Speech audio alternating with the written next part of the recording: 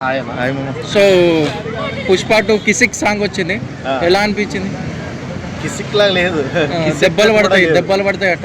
కొంచెం తగ్గింది, దెబ్బలు పడతాయి, మరి ఎవరికి పడతాయో చూడాలి. కింద పడతాయా లేకపోతే ఆడియన్స్ పడతాయా దెబ్బలు? ఐటమ్ సాంగ్ అంటే మినిమం ఎక్స్పెక్టేషన్ ఉంటుంది. ఇప్పుడు పుష్పలో ఐటమ్ సాంగ్ ఒక ఊపు ఊపింది, ఊ అంటావా మావా ఊ అంటావా అని. ఇందులో శ్రీలీల డాన్స్ కూడా పేరు. మరి ఇక్కడ కిస్ కిస్ కిస్ అనేది 80 years కుర్రోళ్ళని టార్గెట్ చేసి పాడిన సాంగ్ అంటే మాకు లేదా, మాకు ఆ కోరిక ఉండదా అంటే మీ ఒపీనియన్ ఏంటి? కాబట్టి మాకు కూడా కనెక్ట్ అయ్యేలాగా ఉంటే కొన్ని బాగుండు అని అంతా నాకు అనిపించదు. అప్పుడు వినగానే కొంచెం ఫీలింగ్ రావాలి. అది దెబ్బలు పడతాయి అన్నీ కూడా.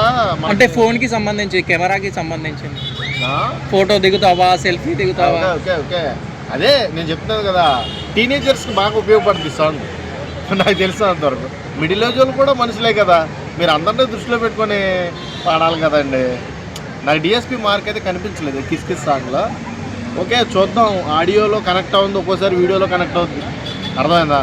ఆడియోలో మనకి ఏంటంటే ఆ లిరిక్స్ చూస్తాం కాబట్టి మనకు అంత అనిపించదు. వీడియోలో కనెక్ట్ అయిన సాంగ్స్ చాలా ఉన్నాయి, ఆ కోణంలో కూడా దీన్ని ఆలోచించి చూస్తే కనెక్ట్ అవుతుందేమో చూద్దాం. సో ఇందులో శ్రీలీల డ్యాన్స్ అంతగా లేదు అని అంటున్నారు. శ్రీలీలకు డ్యాన్స్ లేకపోవడం ఏంటి బాస్, అది రొమాంటిక్ సాంగ్ అయితే ఇంక డ్యాన్స్ ఏమవుతుంది? నువ్వు భలే అంటే పుష్పలో సమంత వేసినట్టు. అంటే పుష్పలో ఇప్పుడు సమంతకి ఆ రోల్ ఏంటి,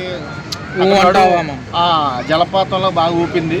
మరి ఇక్కడ ఏమన్నా మన శ్రీలీల కూడా మనల్ని ఏమన్నా ఊపుద్దా లేదో చూడాలి. శ్రీలీల మంచి డ్యాన్సరు, లేడీ డ్యాన్సర్ కింగ్. అలాంటి శ్రీలీలకి డ్యాన్స్ రాదంటే నేను ఒప్పుకోను, కానీ అది ఒక స్టైలిష్ స్టార్ అల్లు అర్జున్తో డ్యాన్స్ చేయడం అంటే ఒక పెద్ద టాస్కే. ఇప్పుడు పుష్ప 2 ఉంది, గేమ్